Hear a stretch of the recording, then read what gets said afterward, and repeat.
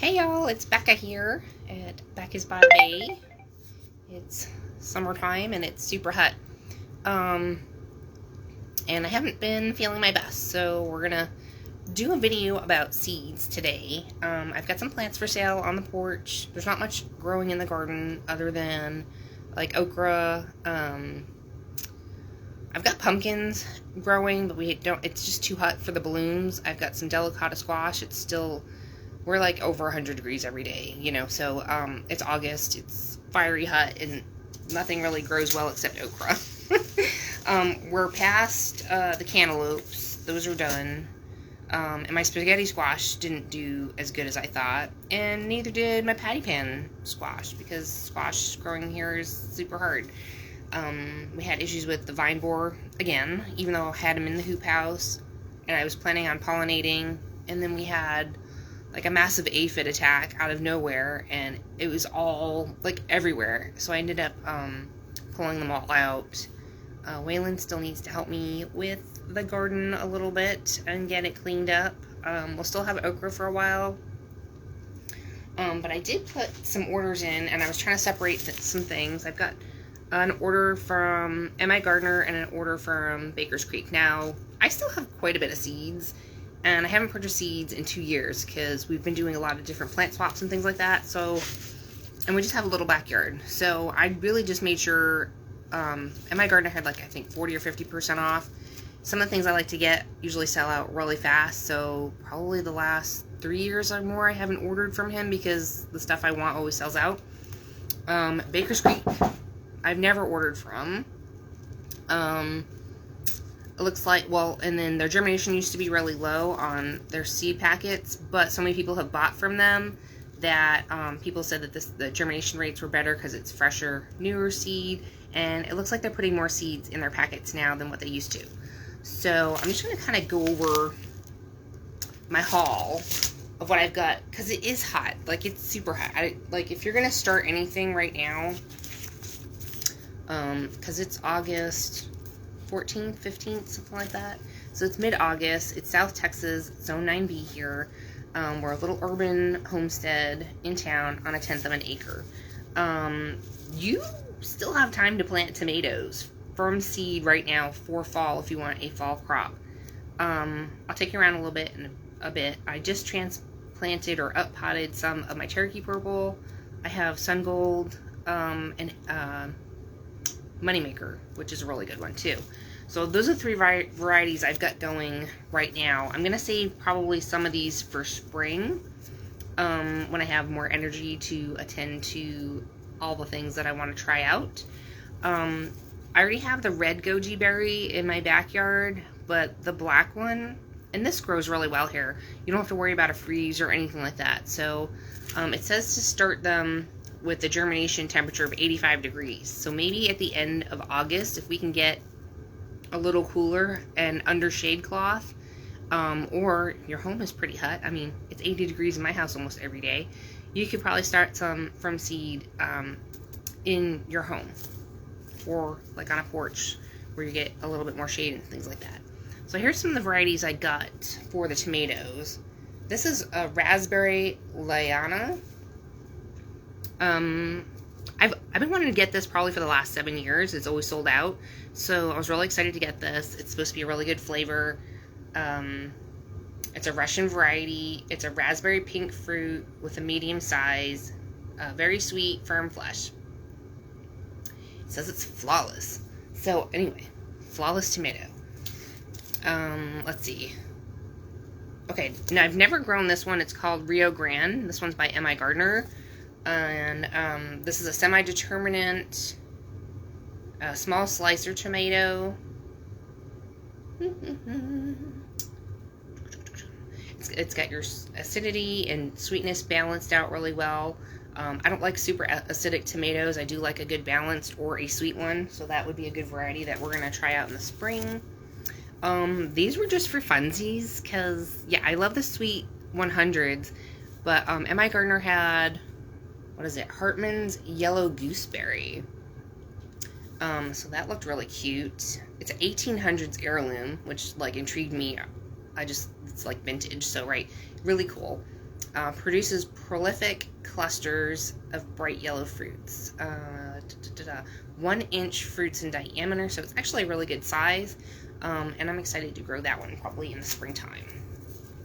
We've got tomato champagne bubbles. It just sounds so cute and fun.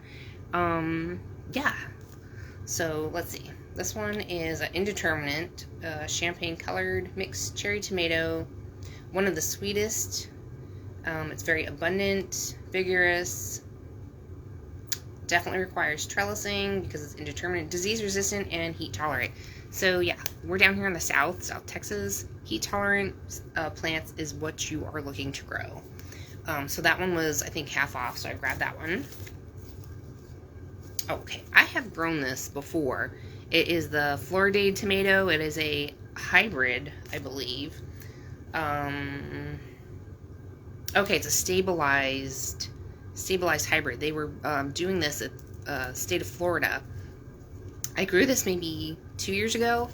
It grew really well. It tasted really good. It's an indeterminate 1976 Floridade tomato. Hot temperatures, perfectly shaped. You can use it for pastas, sauces, fresh eating. Just a really good tomato. Okay, this one was on my radar for a while. I've grown the black cherry. This I'm assuming is really close to a black cherry tomato. It is the Rosella. I've also been trying to get this one for several years, and it's always sold out. Bred for superior flavor, gourmet genetics, massive trusses of pink purple cherries with smoky blush, half-inch fruit, superb, and just delicious. So probably in our springtime. Like I said, my health has been a challenge recently, so we're dealing with getting the diagnosis and getting the proper medication. It's something called hypokalemic periodic paralysis. It's rare, so we just did a genetic test and sent it off, and we're waiting to find out about it. So what happens is I get paralyzed because my potassium levels are really low, and also because it's a mutated gene which causes the potassium to like not get into the muscles. So even if I'm taking the potassium like I'm prescribed, it's not getting to the muscle, and I get paralyzed. So that's not been fun, and I've definitely had some challenging moments in my life with this, because I'm pretty sure this is what it is, and the doctor too. I spent probably over a year in and out of a wheelchair, and a year being bedridden and just really struggling in my 20s and in my 30s. Had some car accidents, and had a bunch of surgeries, and I was doing which I thought was well for a while, and then the high heat index affects it as well, and we've been in extreme high heat index here in South Texas, and a mega drought. Probably the last 3 years has been bad. So we were hoping for the El Nino and getting a wetter, cooler season. So we may actually still get a wetter, cooler season for 2024 for our fall, which makes me really nervous about planting some new variety of tomato plants. So I kind of want to save these for spring. You know, I don't know. I might try a few seeds. I don't know. We'll see. I just, maybe if I'm feeling better by the end of August into September, I guess it depends on if we get the results back that we're looking for, and I can get the medication, and we'll see how that works and see how I'm feeling. So I don't want to overdo it for fall. So I'm kind of saving a bunch of these for the spring. Just something to look forward to. Alright, so here's some other seeds I got. I love lettuce. It grows here only in the fall, late in the fall, and your temperatures need to be, actually this says soil temperature 60 to 80. We are way too hot. You cannot grow lettuce here effectively in the spring at all. It's just too hot. You would need to water like probably 6 times a day, misting, shade cloth, and you'd have to probably refrigerate these and germinate them inside with cooler temperatures. It would be extremely difficult to get a good harvest that's not bitter in the springtime. So we only grow in the fall. And usually October 1st is when we're thinking about planting a lot of things from seed. So like lettuce, I usually wait till about October 1st to get these seeds in. This is a new one I haven't tried. I usually just do the Paris romaine lettuce or another type of romaine lettuce. I've tried some different freckled lettuce and things like that. It was beautiful. People here just didn't want to buy it because they thought it was weird with the spots on it, but it was actually really yummy tasting lettuce. I've done some lettuce mixes. Yeah, so anyway, this one is really cute. It is the Pablo crisp head lettuce. I'll probably do some romaine as well, but it's really pretty with the purple and the green, and it's always nice to have a little bit of that purple pop in your garden. So I got some of that seed, and this was a pretty good seed packet amount. It's like there's a good amount in here. I'm not sure if it says how many. Probably does. Oh yeah, 500 count. So there's a good amount. So that is a fall one.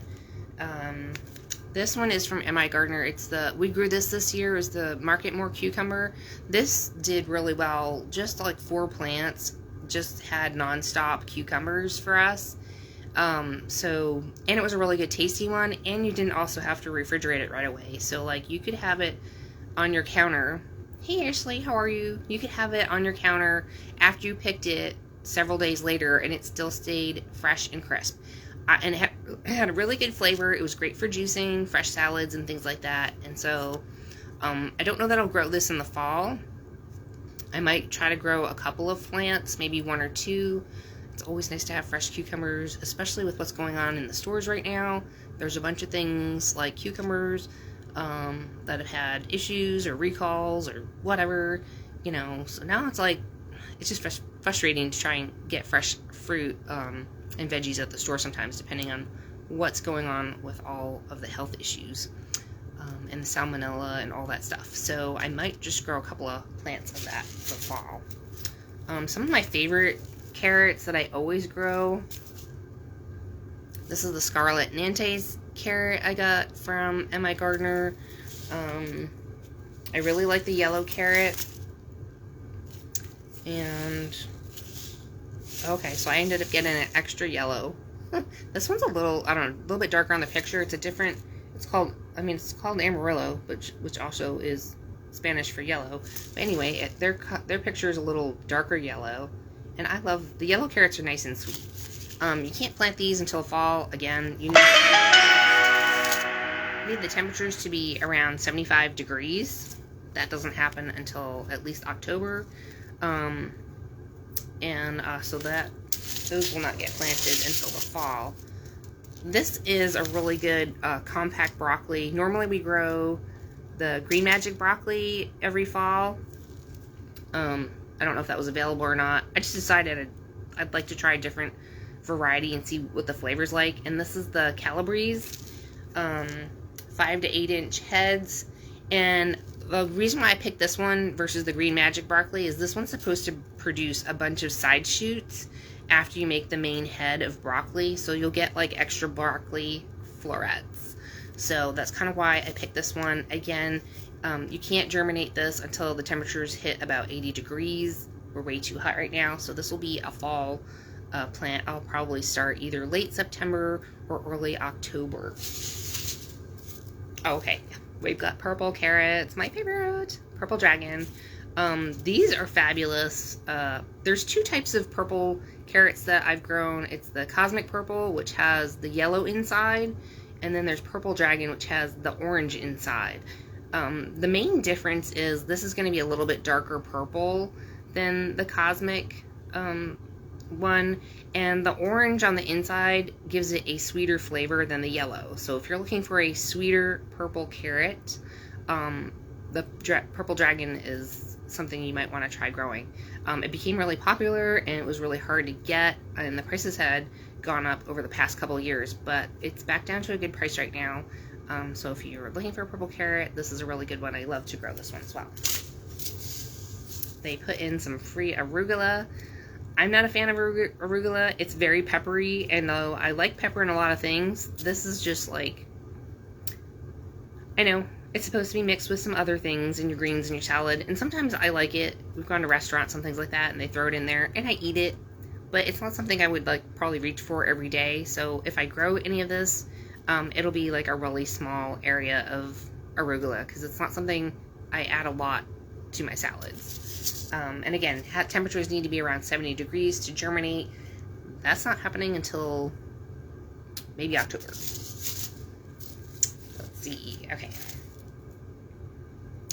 Yeah. I don't know. I think they threw this in there as well. It is a celery.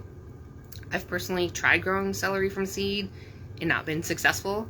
But I have gone to the supermarket, chopped off my celery and left about 2 inches, and then I put that in water, changed my water every day until it rooted, maybe a week or so, and then I would put it in the ground. And that's usually what I do to get celery, and I usually do like 2 or 3 of them in the garden. I might try to grow some from seed. We'll just see if I have the energy. If not, I usually just, like I said, go to the store, grab a couple, and plant them that way. Also, again, the temperature needs to be 75 degrees, so this would have to be fall. Hey Eric, how are you? I've tried growing celery into the spring, and it's usually too hot. It gets really dry. Even watering it like twice a day, it just didn't do super well, so it usually does best in fall for us. Let's see. Okay. I love stir fry. I don't know about you, but I love Asian stir fry. It's super quick and simple and easy, and I love having some different greens. I've grown the dandelion greens, and I don't know why I didn't get the dandelion greens now that I think about it. I used to grow them probably every year, and maybe the last couple of years I haven't, maybe because I couldn't find the seed for it. But I picked up this Mizuna, pink Mizuna. Yeah, so it says also this is 70-degree temperature, and you know, it's from Japan. Love Japan. I love Asian food. And let's see. Yeah, because of the color, it's really great and good, full of antioxidants. So anything in the darker purples and pinks like that is really good for you. And I just wanted to add that maybe instead of the dandelion. I don't know why I didn't think of the dandelion. But anyway, I think I've grown this maybe when I first started gardening in my 2nd year here.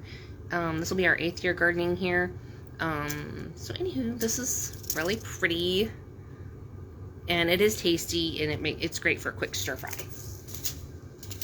Again, going with the Asian theme, because I accidentally got some of this in my pak choy packets one year, and I was like, what is that? And so it's tatsoi, and it has a different flavor than your mustard greens.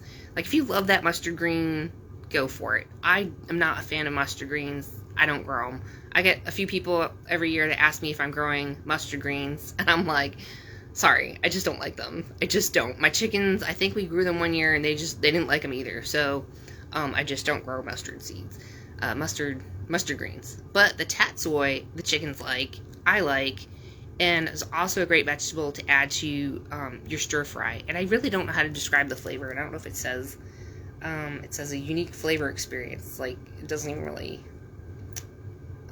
let's see, mellow, almost creamy flavor, but I wouldn't say creamy. That's a weird word for a green, but lots of good vitamins in the cool winter months. It's extremely cold tolerant, even though we get hot. I tend to grow this one in the hoop house with shade cloth, just to help keep it from bolting if our temperatures decide to go like wacky crazy and get hot on us. Because if it does get too hot, it will bolt. So I tried to grow this one in a shadier or partial shady spot, but it grows really well and prolific. Yeah, it's just full of good vitamins and minerals, and it has a really good flavor. I really don't know how to describe it. It's just yummy. You'll have to try it. Okay, so I'm going to get to the ones that I think I can start soon. Like, something that'll grow in like 95-degree temperatures, like, you know, or under shade cloth. So I'm thinking the beans more towards the end of August, probably. Like the 1st of September, maybe our temperatures will be cooler. I'm going to try, this is a Spanish eggplant. I'm sorry, this is backwards. It's Listada de Gandia. It is a purple and white, beautiful colored eggplant. And I struggle growing eggplant here. I'm like, I've not been successful in 7 years. So, but I keep trying. It needs 95-degree temperatures to germinate. 90 days from when you grow it from seed. So 3 months later, we should have eggplant, hopefully. Let's see. This one's from Spain. Super famous heirloom. 7 inches. White and purple striped. Teardrop shaped fruit. It's sweet and tender. Yeah. I know people have grown this year. I need to do some more research about what is going on. We do get a sea fog here at our house. We're a mile from the ocean, and so that can interfere with some things. Like, we struggle growing dill. Even if I don't water the dill and put it in a very sunny location, I've had that mold, that, what is that? Powdery mildew. That powdery mildew on my dill every single time I grow it here. So I've given up on growing dill, and I just buy the organic at the store that's already dried. But I'm hopeful. Like, this does not like its leaves wet. As far as I know, eggplant really hates its leaves wet, getting wet, and it will get that powdery mildew. So that's probably my biggest issue. The next one would be if I get an eggplant, which I had one, I think, one year.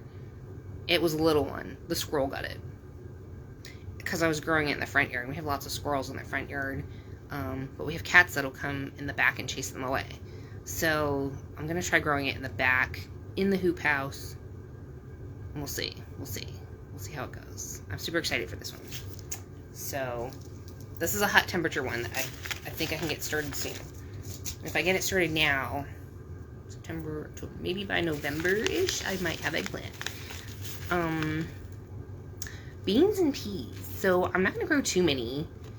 But I do have the greenstalk tower that I was trying to grow strawberries in, which didn't work out here.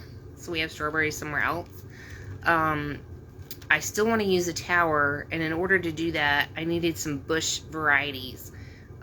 Things that don't vine. And I also didn't want more vining trellisy stuff, because it can be a lot to take care of and manage, and ends up being a lot of garden debris you have to deal with when you're trying to clean it up at the end of the season. So a little bush is going to be a little bit easier for me to deal with, and that's what I'm probably going to be planting in the greenstalk, and seeing how this does. So 85 degrees for the Roma 2 bush bean. It's an Italian variety, parallel and delicious to the Roma or Romano pole bean. The plants produce wide 7-inch long pods. Great flavor. Okay, so this one also, the reason why I got this, it produces slower than other bean varieties. So if you want beans for fresh eating for your meals, but you don't want like a ton that you're going to be canning, this is a good variety that you can just kind of like pick enough and eat with your meals. So this is going to be a little bit slower growing as far as not putting a ton of beans on at once, which is something also that's a little more manageable to deal with than like, oh my gosh, I have so much stuff to deal with. I either need to sell it, eat it, freeze it, can it, all that. And I like things that grow a little bit slower. So I'm going to try this variety this year and see how that one goes. And then we've got sugar bond peas. Again, fresh eating or for your stir fries. I mean, I grew up as a kid running through the garden, just snagging these things off and just eating them. I think we might have had a bush one and a vine one. This one is a bush, and it's actually, this one is a dwarf variety. It's a little 3-inch pod and a 1 to 2 foot inch plant. So something again that's really manageable. They don't have to worry about trellising or staking and all of that. 80 degrees for germinating, and this one's ready in 55 days. This one's ready in 59 days, so pretty close to the same amount of time. And we found a new homesteader on YouTube. I can't remember her name or the channel because there's like a million out there, so sorry. But she had like long, dirty blonde curly hair, and she was really sweet, and I loved her videos. They were just really down to earth, and just someone who loves to garden, has a little farm stand herself and a CSA. And she does it all herself, so she's doing a lot. She was growing this and said that this is a really good fresh eating sweet bean, and I was really interested in that because I was looking for something that would be different to try fresh eating, sweet, or you could cook it. So this is 80-degree temperature for the dragon tongue bean, and it is a Dutch heirloom, so that's pretty cool. My husband is Danish, so up in the Dutch area nearby, they grew this, and it says it's got an incomparable flavor. The yields are stunning, yellow purple striped snaps, and they're very tasty shell beans. So you can eat it fresh, or you can let it dry and cook it up as a bean like that. So it's a bush. You don't need to stake it. If you want to keep it going, you could probably do a little bit of succession planting. Maybe if it's under the shade cloth, it won't be super productive, and I can kind of slow down the growth. So we might try that. So we'll just try it out in the garden tower and see how it goes. And this one's 60 days, so about 10 more days later than the other ones. So I might be able to start this one pretty soon too. So those are my 2 seed hauls from migardener and Bakerscreek. I think they had free shipping and 30% off or more. I don't really recall. It was actually a good deal. And then he had either 40 or 50% off. Shipping wasn't too bad. I think it was maybe $4.50 or something like that for shipping. And yeah, so that's what I got going on for the fall. Of course I have, let me see, what else? I don't know. What else do we grow for fall? We usually grow the Swiss chard. I already have kale growing in the back. Something new was our asparagus. So, get up. Show you guys what's growing in the garden in August. Like I said, I've been sick since, like July 1st. So, okay. So, I mean, this is not edible, but we've got, my husband's Vitex here. This is our daughter's snake plant. We've got a lot going on back here, but I've got the fountain grasses, our pineapple plant, and the lily pilly, which is 3 years old from seed. It's a fruit tree from Australia, and it hasn't made fruit yet. I was kind of hoping it would this year, and it didn't, so maybe next year it'll make fruit. It's super tall. It's beautiful, but it cannot take a freeze, so it'll have to come in the house and get a trim when it's that time. I did get the beds cleaned out earlier of all the cucumbers and other tomatoes. I think I'm going to be planting carrots in both these beds. That bed right here didn't drain well when we just had recently like 10 plus inches of rain, and so the drainage is off on that one, and it stays too wet, which means whatever you have in there could rot at the root. So we'll have to probably scoop about a third of that out and add some more vermiculite and perlite and peat moss to it to just kind of fluff it up and get a little bit better drainage. We've got our LSU gold fig here. We've got a slaughter pink plumeria. Our Roselle hibiscus is starting to put on those calyxes or calyx or whatever. So this one's great for tea. I'm super excited about this one. So I got that one growing from seed. And this is our strawberry papaya tree. And it's got flowers. There's some white flowers right up there. So it's starting to put some fruit on. Or those are the fruits right there. Look at them. There they are. The little nubbies. So this actually had kind of like almost died back completely this winter, even though I covered it. But it grew back from the ground. I mean, most of them died that we had. This one made it. And it branched out, and it's really tall. It's like probably, I don't know, 12 to 15 feet tall. I don't know. It's got to be 12 feet tall or more. Anyway, it's pretty tall. I transplanted our goji berry plant. This one's the red one. It makes a purple flower with the red berries, and it's doing really good. Had a ton, I was hoping, of this purslane, in with it, and I was hoping to get rid of the purslane that was growing all in it, but I guess some still made it.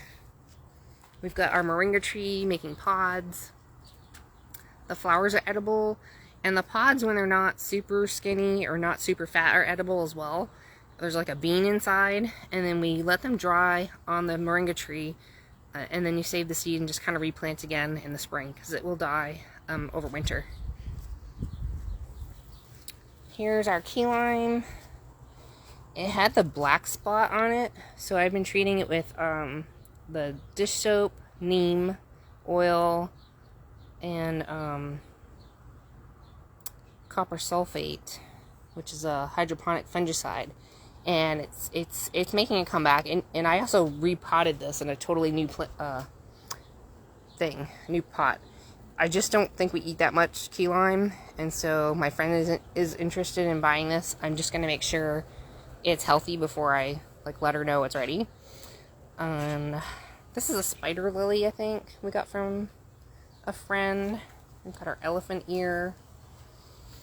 I've got my strawberry wall, or strawberry plants. A few died. I just been too sick to manage them. They needed water every day. So we still have some going. And then I've got some goji berry transplanted down here.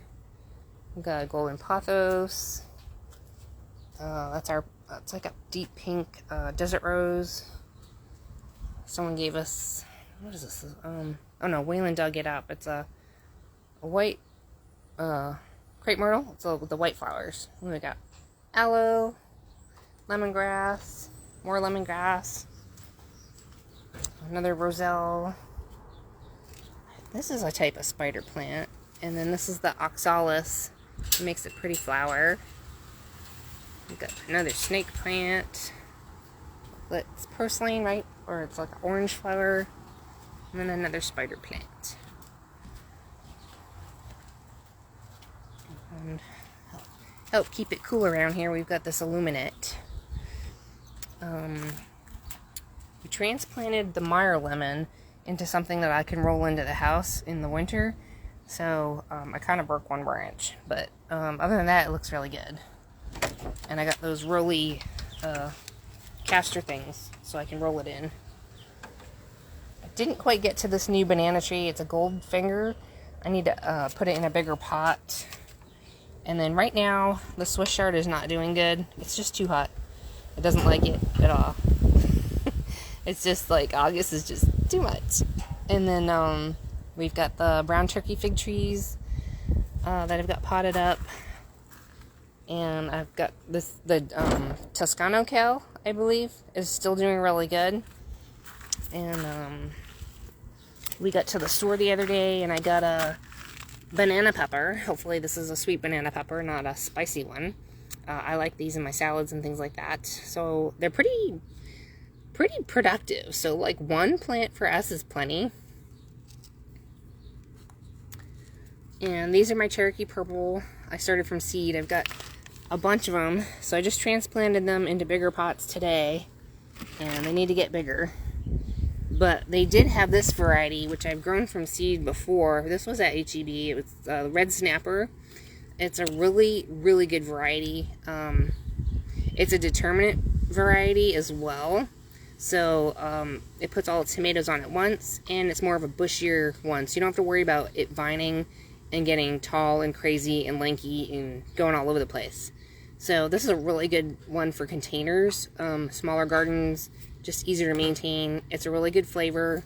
I was super surprised to see this at the store because I've not seen it down here until this year. So we just picked up 3 of them to put back here.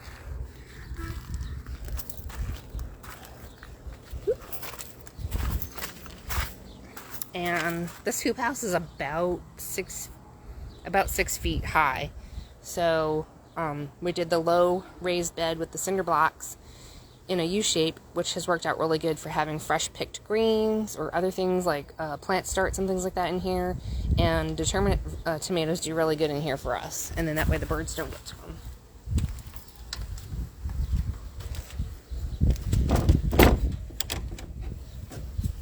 But it's big enough for the vine borers to fly inside for squash. I forget what this is. But these two are our Rose of Sharon. I've got a purple chiffon and a white Diana. We love those. Those are really pretty and they don't freeze. I don't have to bring them inside. And then I've got purple Ruellia. There was some beautiful purple flowers on there a couple of days ago. And the hummingbirds really love it. Like I said, it's hot. There's not much going on out here. There's sweet potatoes in the back corner. Hot mess back here. Here, I got one tiny spaghetti squash. The possums have been winning and eating probably 1 to 3 cantaloupes a day, so we didn't get a ton of those. We had some beautiful F1 Beauty, personal size, really sweet watermelons. Kind of look like a rattlesnake watermelon, but I don't know if I weighed them. They might have been like 8 pounds or so, 8 to 9 pounds, like a small bowling ball, but like oblong shaped, and they were really, really good. Like every single one of them was like delicious and sweet. So I definitely would grow that again. Back here, this bushiness is our asparagus plants. Here's my okra. I definitely want to keep seed from this year. It's the ladyfinger okra we got from Bakerscreek. You can let it go 2 days and pick it and it'll still be tender. Any more than 2 days and it gets too much. They get like that. They're just way too long. I end up just chopping them off. And you want to cut those off and get rid of them because you want to keep producing okra. If you leave those on there, you'll get less and less okra. So if you want to keep getting okra like every other day or every day, this is a really good variety. So that like needs to get picked. That's perfect right there. I know a lot of people like them when they're smaller. That is still perfect and just as tender. That's why this is my favorite variety. If I can't get to it one day, I will get to it the next. So I planted just a couple of loofah plants here. So we have some loofah growing. And we'll just let them keep growing and drying on the vine. I really thought this would be a little bit more prolific, but it's just so hot back here that I haven't watered it as much as I probably should have. Because I was expecting to cover the whole chicken coop.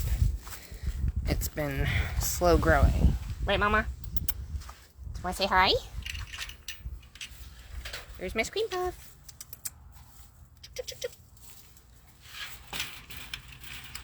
And then we planted more asparagus crowns all along here.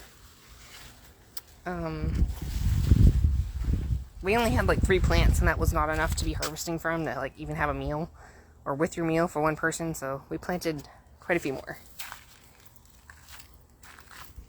And our little Miss Figgies have gotten huge.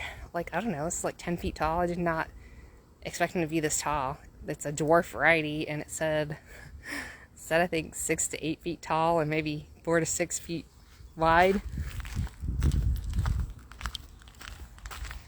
It's pretty wide. It's pretty wide. There's 3 in here, but it's like crazy wide. Like crazy tall.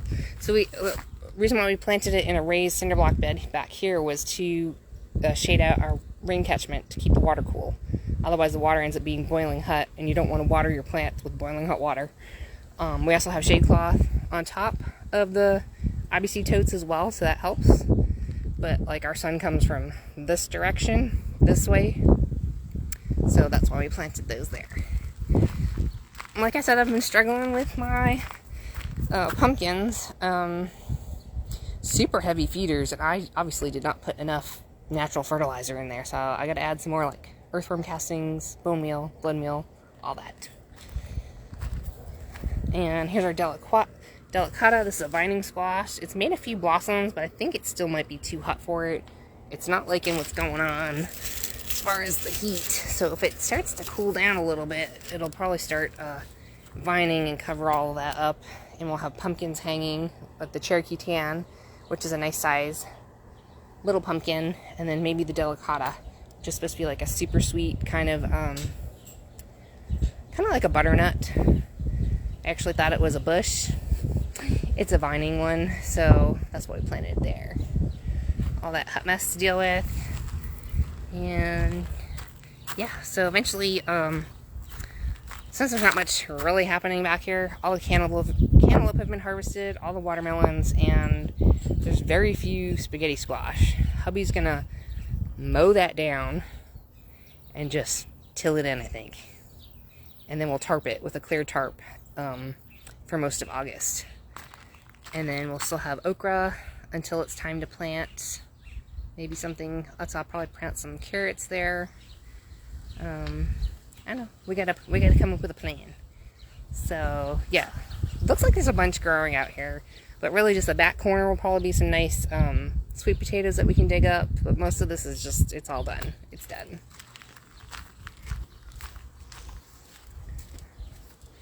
And then here's that garden tower. So like I said, maybe every other hole I'll plant the beans. And also, someone else said that their soil was better the very next year for their strawberry plants in their tower. So since this was a brand new setup and a brand new potting mix setup that we did, I don't think it's been able to, break down as well as it should have been for the strawberry plants. Plus, it was like extremely hot, humid, and all the things. It was like all the things wrong this year with strawberries. So we lost like close to 100 strawberry plants.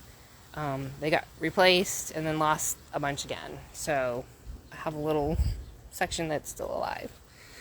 And then these will just make runners, and then we can transplant them next season when they are doing better.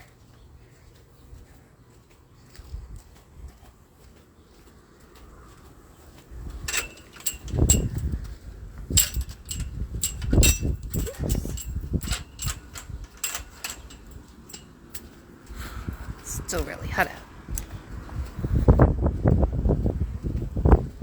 I downsized the garden as far as like the herb garden.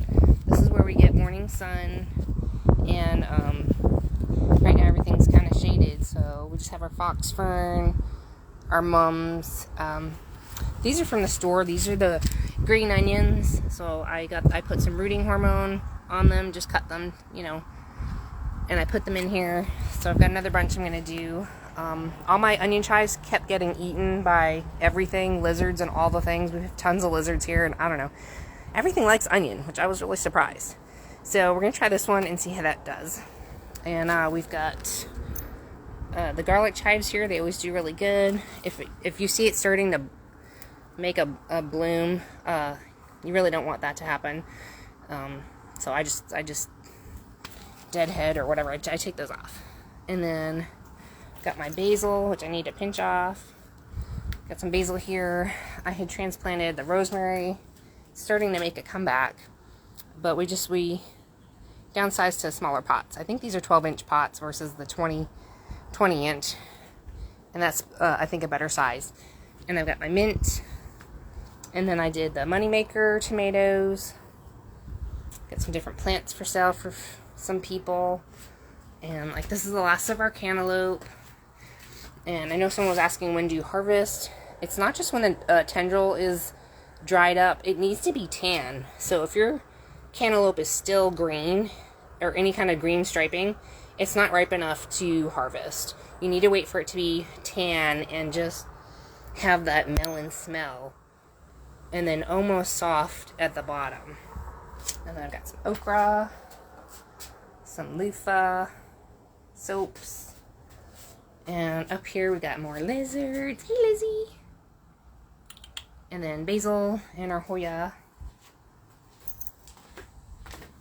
And there's our Joey avocados. We actually got avocados this year with the produce bags on the avocados.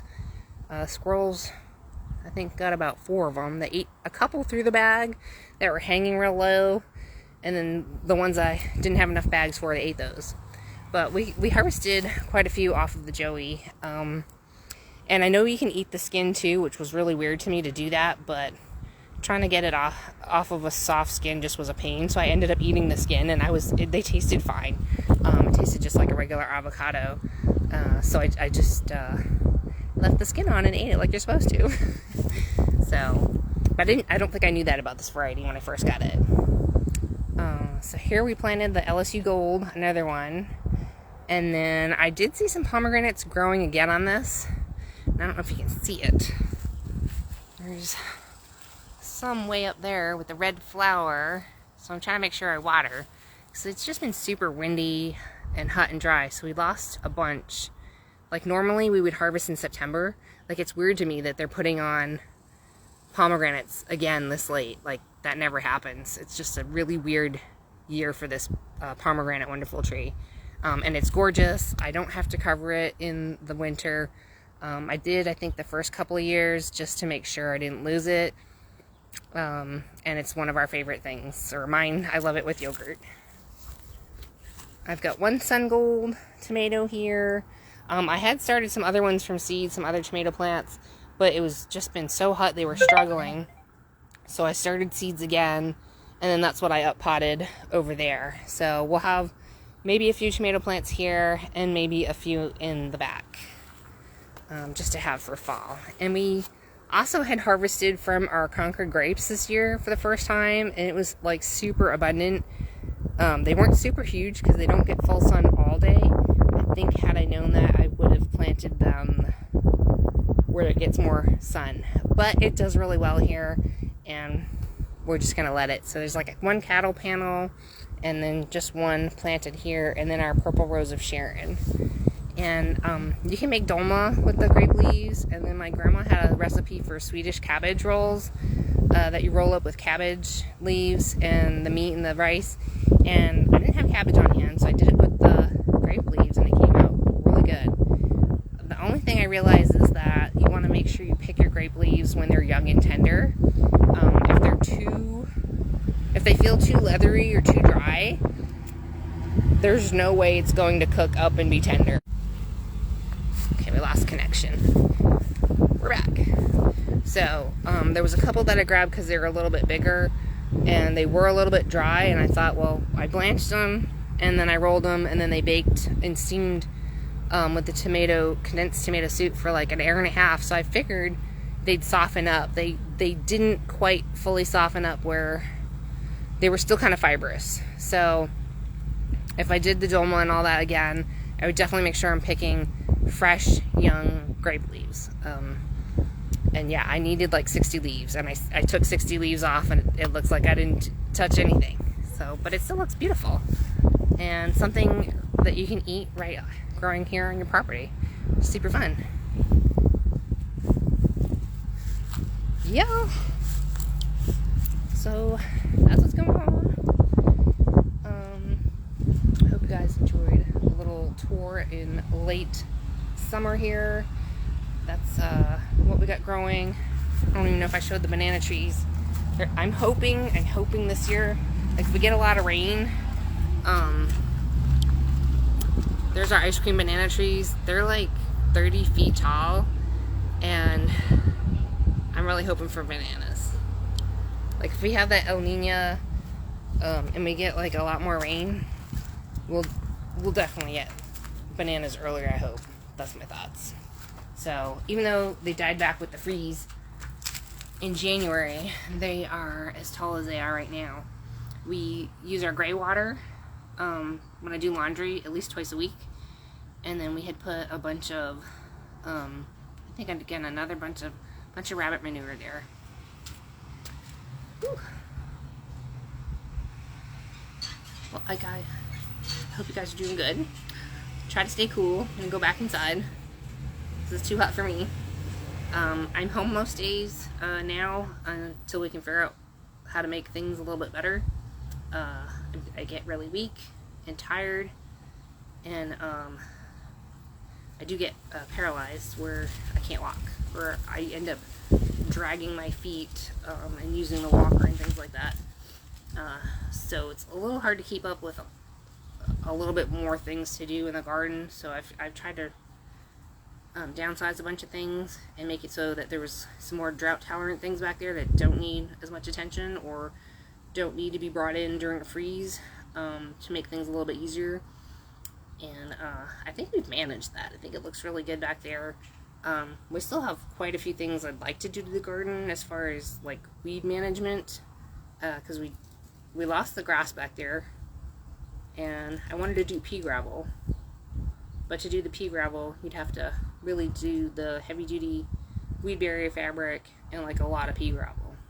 And there was one girl that quoted her price, and she had a yard maybe the size of ours, and she did about 4 inches of pea gravel, and she had it delivered with those the big heavy duty bags, like bulk bags of pea gravel, and between the fabric and all that, it was like $600 or more for a little backyard like ours. And I was like, ooh, that's a lot of money. So that's not happening anytime soon, because we had extra expenses and all that stuff. But we've done a lot of things over the years, and that's something I'd still like to do, but it's not on our priority list. So my priorities for fall were to get the seeds I don't have, grow some things that would be easy, manageable, something I could grow in the greenstalk, and harvest from, and not be bending down, because I have trouble with my muscles. Like when I squat down and then try to get back up, it's really hard. Sometimes I get stuck, and I'm just there, and I'm like, oh, Waylon, come help me. Come help me get up. So that's a little hard. So I thought the greenstalk would really be good for the bush beans, be easy to harvest and things like that. I don't know if I need the supports for it around it. I need to go like stalk the greenstalk root and see how bushy the beans get, or if it, does it really need the supports, because that's extra money too. Or maybe we could, I saw something, there was a greenstalk hack that if you went to like Dollar Tree and got those little shepherd hooks for lanterns and things like that, somebody did that and then put hula hoops resting on the shepherd's hook as plant supports for the greenstalk. I may just do that. That sounds fabulous. Be cheap and easy. So I know it won't last a whole bunch of seasons, but it would get us through this season if it needed some extra support. Let's see. I guess that's it, y'all. I hope you guys are doing good. Stay cool. I'm really looking forward to fall and some cooler weather. I think every year August is just fire, and we're just like, ugh, when are we going to get to... I know everyone says wait till September. It's still hot in September here in South Texas. It never gets cool. Don't even start to see cool temperatures till October 1st, so whew, it's still going to be hot. Peace out, y'all. Love you. Have a great day. And go grow something fun in your garden.